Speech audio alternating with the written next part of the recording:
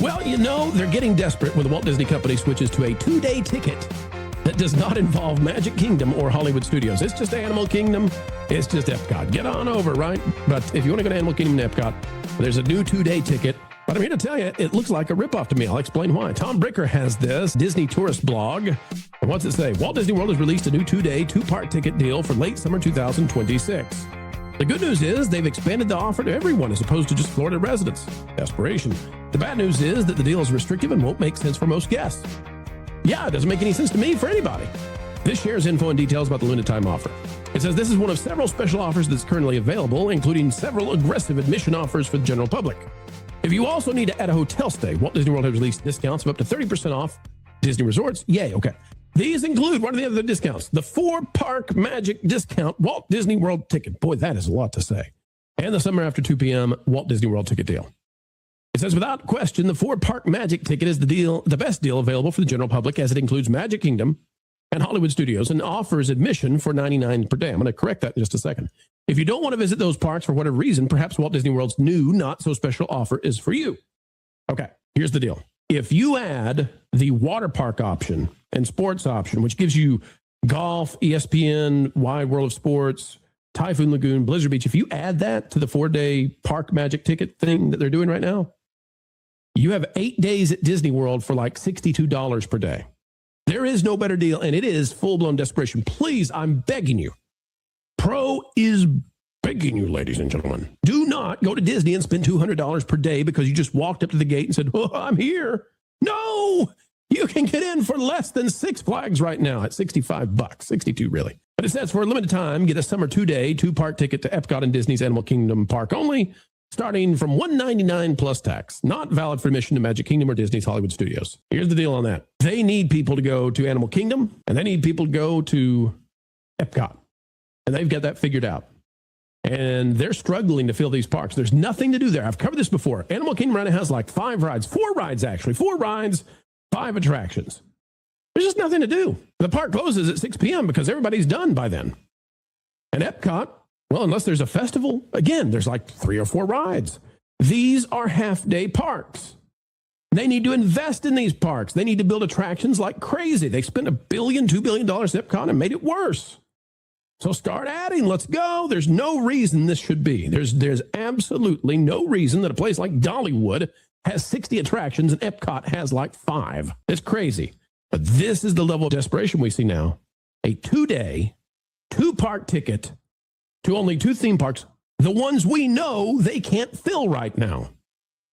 So no more telling Pro, hey, Pro, they're doing fine on attendance. No, they're not. If they were, they wouldn't have to be saying, please come to these 2 parks. Nobody will come here. We need you now.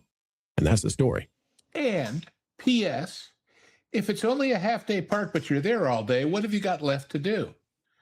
Spend money on food and merch and stuff, which is what they're hoping you'll do because you'll be so bored out of your mind otherwise that a lot of walking around in the heat. But other than that. Well, and this is the problem is like now you have 2 half-day parks at Walt Disney World. Animal Kingdom's a half-day park. The Studios is a half-day park. Epcot, unless you want to drink your way around the world a couple of times, is a half-day park because it just doesn't have enough there anymore. The lack of the entertainment options that they used to maintain. Yeah. Several other factors play into that. But I don't know.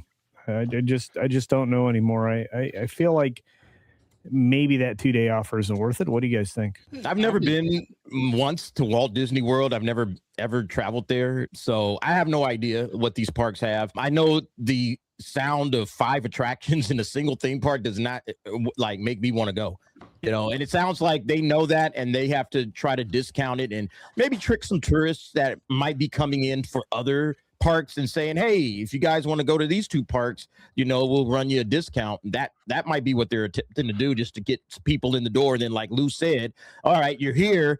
Well, we got this other stuff to do. We got some, you know, food to buy and, you know, whatever. But I mean, getting people in the door when you don't have anything really that's attracting you in other than the price, that's the problem. You know, you got to get them in some way or another. So this is what they're doing. There's an interesting possibility. Do you suppose maybe, just maybe, they're pitching it as the people who go and stay and spend the majority of their time at Universal? Yeah, that's what I was thinking. Hey, spend another day or two and come down here on the cheap and see our stuff. Because you know what it is? Like when you're on a vacation, like if you take your family to Universal and, okay, we're in Orlando and we're going to be here for, let's say, a week. But we only have tickets for like maybe 3 days or something. I don't know. I'm just making up something. You're constantly looking for things for your family to do that's not going to run you like a huge amount of money. It's like, okay, then on the day 2 and 3, after we're done with, we go to Universal and we'll spend a couple of days there, and then we'll jump over to Epcot. And you can tell that to your family. Oh, okay, we're going to be going to another park or, something like that. You're always looking for things to do that aren't going to be extraordinarily expensive. So that's how I'm looking at it. Like, okay, They're trying to get people that are going to Epic Universe to maybe kind of do a pit stop over here at Epcot and Animal Kingdom and, maybe make a little bit of extra bread off of that. I don't know. Well, because I want to go ahead. No, go, Lauren. Well, I was going to pitch that I think they are stuck in a really difficult position right now because for 50 years, they've relied on having the Reedy Creek Improvement District that would just green light whatever it was that they had to do. They didn't have to comply with a lot of the building standards and everything that the rest of the state had to. But they don't have that anymore. Now they have SIFTOD, and it's suddenly made everything much more expensive to maintain, to create, to build. I think that they would love to be building new attractions, but they run into problems with space and compliance, and that's making them slow to react. And I think they also underestimated the threat from Epic Universe. And again, knowing that they built that using Disney's money and that they're continuing to plan to build out and had built things in such a way that allowed them to build out, they're stuck in a place where they almost can't catch up. And what I've said before, and I'll say it again, Epic Universe, the secret of Epic Universe is that it's getting people to go to Islands of Adventure and Universal Studios who've never been there before. The Disney people who are lured by, there's this new park and I really should go see it, say, well, as long as we're here, and as long as we're buying a multi-day, and maybe we're staying over on this side of the world rather than at the Disney hotels, and they're suddenly discovering all this stuff that they were always captive audience stuck at Disney, they knew it was out there, but they weren't inspired to go check it out. And that's the secret to me to Epic Universe, is what it does for their other parks. Well, I think there's something else there, which is that they lost a lot of their Imagineers who went over to Epic and built amazing animatronics, the like of which the Disney can't seem to compete with anymore. But they're also focusing on the guest experience in a way that Disney no longer seems interested in doing. All Disney seems interested in doing is monetizing every single bit of the trip that they possibly can. While, granted, I've only been to Epic Universe one time, but the cast members there are fully into their roles. They're welcoming. They are comedic. They're friendly. The restaurant service was fantastic. There's very little that I could find to complain about at Epic, where all I hear about now at Disney is that they just want access to your wallet for all of the things that they used to make as an amenity for your stay. Yeah. And when you figure the other perks they made go away, the Magical Express, my God, how stupid were they to get rid of that? Because that put people in your pocket forever. They were stuck there. I mean, it doesn't take a genius to figure that. And what about this thing they're doing now at Disney Springs, where to get on a bus to go to one of the hotels, you got to prove you've got a park ticket or a reservation or a Magic Band, because people were figuring out they could at least park for free at Disney Springs and then take the Disney buses from there to get to the parks and the hotels. But no, we want your, what is it, $20 a day parking, $25 a day parking, whatever it is. It's more than people were willing to pay. So I guess another question I would ask about this discount that they're giving. Right now, they've got the World Cup going on, and a lot of what they had been doing in the past was relying on people that were traveling from Europe who might only be making this trip once in their lifetime, who are definitely going to want to see Walt Disney World. But from what I understand, those travelers have been drying up a little bit lately. Now they're here for the World Cup. Could part of this be driven at trying to attract them in now, if maybe they've already been there once before? Are there World Cup games in Orlando, or are they all in Miami and Atlanta and, you know, places you'd have to drive to or from to get to Orlando? I don't know. Well, I don't know that people that are coming here are just there for the World Cup. You know, they may be staying for an extended stay and to see more of the United States. Well, yes, but I mean, I remember a time when Disney Paris opened, it was still cheaper for people in England to take a charter deal with parks and hotels to Orlando than it was to go across the channel to Paris, for God's sakes. And now when people are talking about it's cheaper to go to Hawaii or to Southeast Asia than to go to Orlando, you know, people pay attention to these things. Yeah. Yeah, And by the way, not just quote unquote middle class or poor people, the rich people they think they're attracting with all these. Oh, we're going to get the high end people. Well, it might have worked a little for Vegas, only because in Vegas there's gambling revenue to be got out of them, but not at theme parks. So, oh no. Well, and look, I mean, we've often pointed out that it's often cheaper to travel all the way to Japan and go to Tokyo Disney and Disney Sea than it is, you know, to Disney World for and get Splash Mountain in the bargain. And look, for the wealthy Americans, it's cheaper to go to Europe right now. If you want, you know, a once in a lifetime vacation where you could see the actual Eiffel Tower, or you can experience some of these places that are depicted in these, you know, fantasy films that Disney once did so wonderfully well back in the day, it's just go there. I mean, you know, if you're going to spend 40 grand on a vacation, you know, and some people are, you do it by traveling the world. Don't even bother with Disney. Especially if you're going to spend it on a 27% interest credit card. There you go. Yeah, like, are you getting your money's worth if you go to Disney these days? Like, I guess that's the question. Like, what is the value of Disney in comparison to some other vacation spots? You know, you could go and spend a lot less money and get either a similar or better experience, you know, going out of the country. Yeah, I think going to Disney right now, it doesn't look like a bargain, and it's starting to look like, yeah, this might not be what we want it to be. And it ripples through, for example, to their timeshare stuff. Because when people were DVC, making plans to go every year, come hell or high water, that made sense in its own way, although there's other things wrong with that deal. But now if the people go and they say, well, okay, it was Disney and like we remembered, kind of, sort of, except without all these walls, and maybe it's like an every other year thing now, or an every 3-year thing now instead of an every year thing. Yeah. You multiply that over thousands and thousands of people, and you've got a serious hole to fill. Oh, yeah. And again, we're talking about whether something's a full day or a half day park. And my conversation always returns to Disneyland, which was my home park growing up. You know, there's 65 attractions in Disneyland alone. Yeah. Add to that the, you know, several dozen over at DCA, and you're embarrassing Disney World. There's an embarrassment of riches in California. Florida just can't compete with. And so while you're there, there's Knott's and there's Magic Mountain and there's Universal and there's, you know, other stuff. Universal there is amazing. Holy cow. Yeah. I would ask a follow-up question, and that is understanding that they may be constrained in being able to build or maintain quickly due to all of the various things that we've talked about, cash flow, having to deal with regulations that they haven't had to deal with in the past.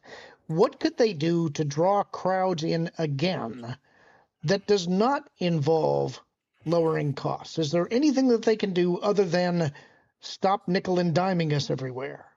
Well, yes. They could bring back perks. Right. They removed all of the perks of going to the Disney parks, particularly in Florida, but also in California. Charging a parking fee for people who are spending $100 a person on a theme park ticket seems a little greedy to me. Yeah.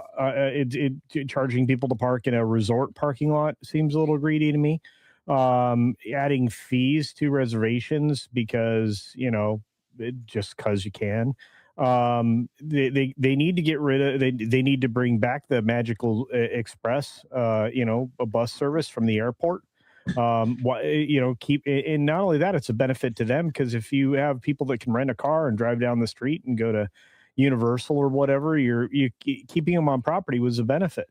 Including special things into multi-day passes or into park hoppers like they used to do with the water parks and more feature that gave you access to Fantasia Gardens mini golf.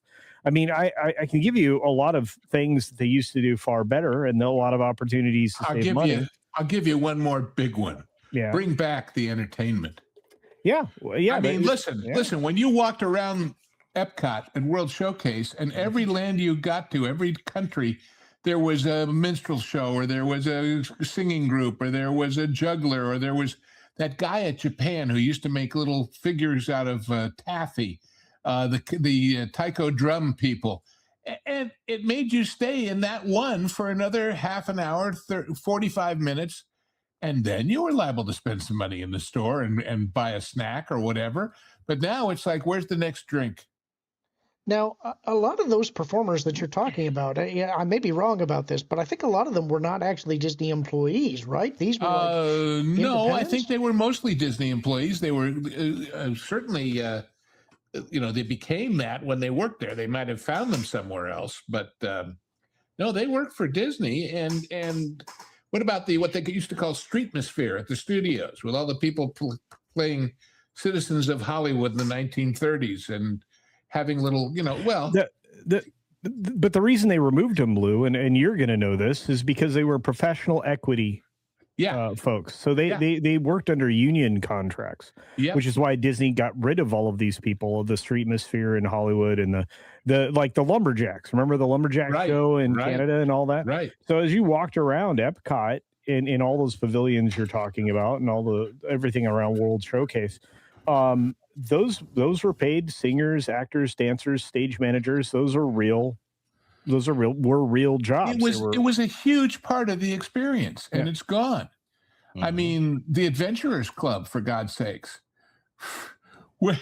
It's so terrible that's gone, and all those things that were over there. What was it? Mannequins, and there was a laugh floor or something, and Laugh Factory. Laugh Factory. Right. And of course, we talked about the Adventurers Club not that long ago. Oh, the Adventurers Club. But again, I mean, that's kind of what the Disney Hotel was. It was an inferior version of the Adventurers Club turned into a hotel, and that didn't work out. Well, and on the other hand, the Star Wars. Although I have not been there and haven't seen it, I've seen a lot of videos of it. That show at the Isle of Berk with How to Train Your Dragon, with the dragons fly, that's Cirque du Soleil for free. Yep. It really is. It's that level of performance. Maybe it's 20 minutes instead of an hour and a half or whatever, but still, that's part of the deal for buying an admission ticket. Well, my favorite thing that was ever at the Studios Park was the side theater performance for Hunchback of Notre Dame. Those were all equity performers, Broadway quality performers. These are incredibly talented people. These things don't exist anymore. So what you said, Lauren, is 100% right. They don't bring the value they used to bring. Bringing back the perks and these small entertainment things would certainly help a great deal at not an exorbitant cost. So why not do them? Let me backpedal a little bit, because there's some of the stuff that I don't know about, and I'm trying to figure out, are there some easy wins that they could do in an affordable way that would have an outsized impact? Lou, you're talking about the Adventurers Club. Yeah. Why was that shut down? Because they shut down everything there to make it into a shopping and dining mall. Everything that used to be, that's now Disney Springs, used to be Pleasure Island. And it had a running cost of 8-10 people at night performing. But they sold a lot of booze. So ultimately, what I'm getting to, though, is you're saying that area was converted. So what I was trying to get to is that something that could be easily revived in some way? Not that particular thing, because they've scattered the pieces to the four winds. Let me even extend that idea a little more. They could recreate the dinner theater style experience that was with the incredible improv performers that would walk around and joke around with guests. they could do that in a Star Wars format in the dinner theater that they planned that would have been behind the Cantina bar that exists in Galaxy's Edge. You were supposed to be able to have that kind of a dining experience that eventually made its way over to the failed Disney hotel. No, aside from all the other things wrong with it, sticking it off in its own little corner of the universe meant if you wanted to change it into something else, it would never get the foot traffic that all those things we're talking about Pleasure Island got. Right. There was just no way to get there. So, you know. Yeah, there are no easy wins, I guess, is the easy answer, Lauren. Well, it's investing in people, Lauren, is what the easy wins are. And what they cost. But they don't see the value because nobody's buying a ticket to see that show. They don't see the value. Yeah. Being ignorant about the concept, though, because I'm not familiar with the venue. You're saying that what it was a dining experience with performers who not even dining. It was just drinking, but and some snacks maybe. But as I remember, it was strictly booze. There was a story that played out in various rooms. Yeah, you could. Joe Rohde designed it, Lauren. He did, which will tell you one thing right away, that it was gorgeous. It was this idea that there was this group of international adventurers who all got together at their clubhouse and talked about their adventures. And there was a radio show, there was a mask room show, there was all kinds of stuff. There was a library, and of course there was a French maid as part of the Adventurers Club. That was the one time. For a long time, there was a girl who, I don't know whether it was a real accent or put on, but she was the French maid, and she came. Hi, y'all. My name's Danelle. I'm the French maid. Yeah, you're right. I'm from the south of France. So, it was just clever stuff like that made you want to just sit there and experience it. Sit there and draw it in. That's what it sounds like. You need experiences to return. Exactly. And I'll tell you something that's if you not had experiences necessarily like that, people would be ignoring the construction walls as they walk by them to get to the experience.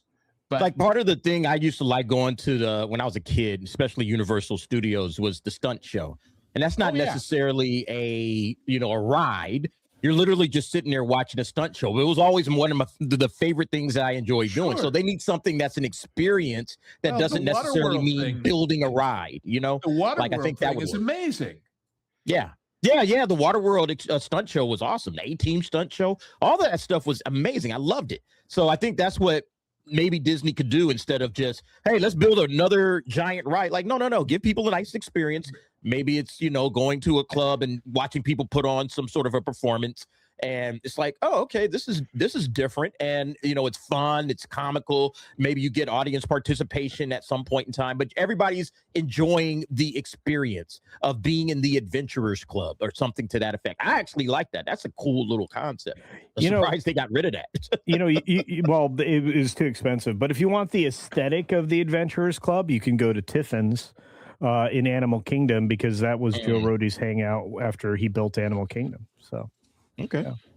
Well, that has one way or another, I think they're going to have to figure out something else to do to bring in more people aside from these limited time discounts. They have to figure out that not everything has to have a ticket and a price and a revenue source. Some of it just adds to the general reason why you're there in the first place.